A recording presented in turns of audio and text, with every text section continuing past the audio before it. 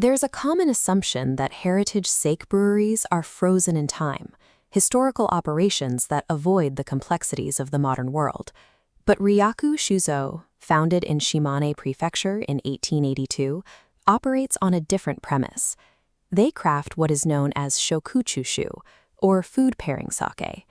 Instead of creating a standalone beverage that dominates the palate, they engineer a drink designed to elevate the cuisine it accompanies. This requires a specific structural profile.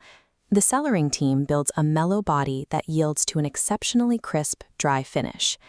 The entire process is centered on a single guiding motto: to make sake that one effortlessly keeps on drinking. This understated approach has found a massive audience.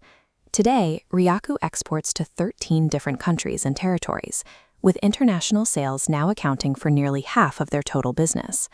Sustaining this global footprint requires a difficult duality.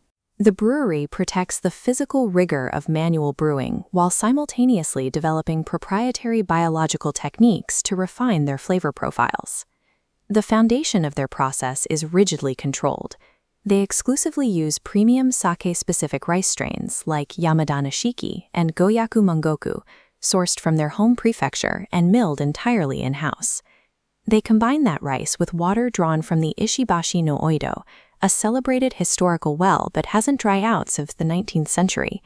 The specific mineral balance of this water naturally shapes the sake's signature soft mouthfeel. From there, the Izumo Toji, the regional master brewers, utilize a low-temperature, long-term fermentation technique. By letting the mash ferment slowly in the cold, they pull the pure umami out of the rice without generating unwanted off-flavors.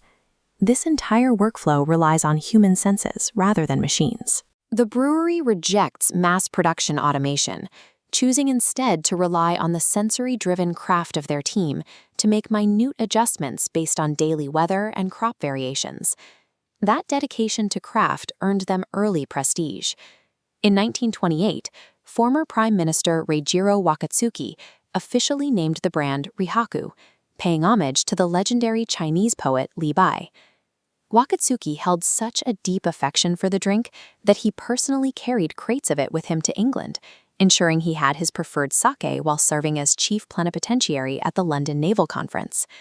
That diplomatic journey served as an early proof of concept. It demonstrated that a highly localized, handcrafted product from Shimane possessed an inherent quality that could resonate on an international stage.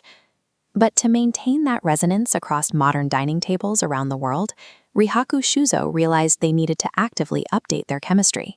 They began collaborating with local universities to isolate proprietary flower yeasts. They successfully extracted active yeast strains directly from natural sources, including climbing roses, begonias, and peonies. By merging these new biological agents with the traditional Komoto Zakuri yeast starter, they generate an entirely new fermentation environment. The flower yeasts introduce new variables to the liquid, generating individualistic acidities and a more rounded aroma profile.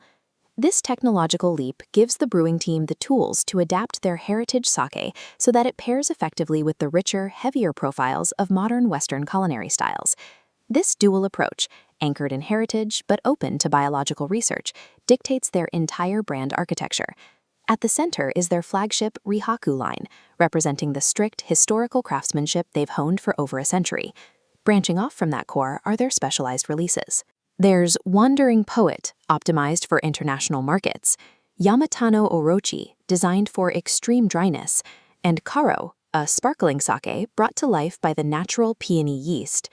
By diversifying their portfolio, they've pushed their international export rate to 45%. For the brewery, this reach is a vehicle to share Japanese sake as a direct extension of traditional culinary culture globally. This international presence is counterbalanced by deep local roots. Every April, they collaborate with neighborhood shops in Matsue City to host the Kurabiraki, a community-wide brewery opening festival. They take their role as cultural custodians seriously at home, too. Each November, they organize the Rihaku Horoyo Yosei, an exclusive gathering where guests experience traditional Rakugo comic storytelling paired with their premium sake. Rihaku Shuzo demonstrates that survival in a heritage industry requires calculated evolution. By protecting their manual craftsmanship while embracing new biological science, they ensure their sake remains a harmonious presence on dining tables everywhere.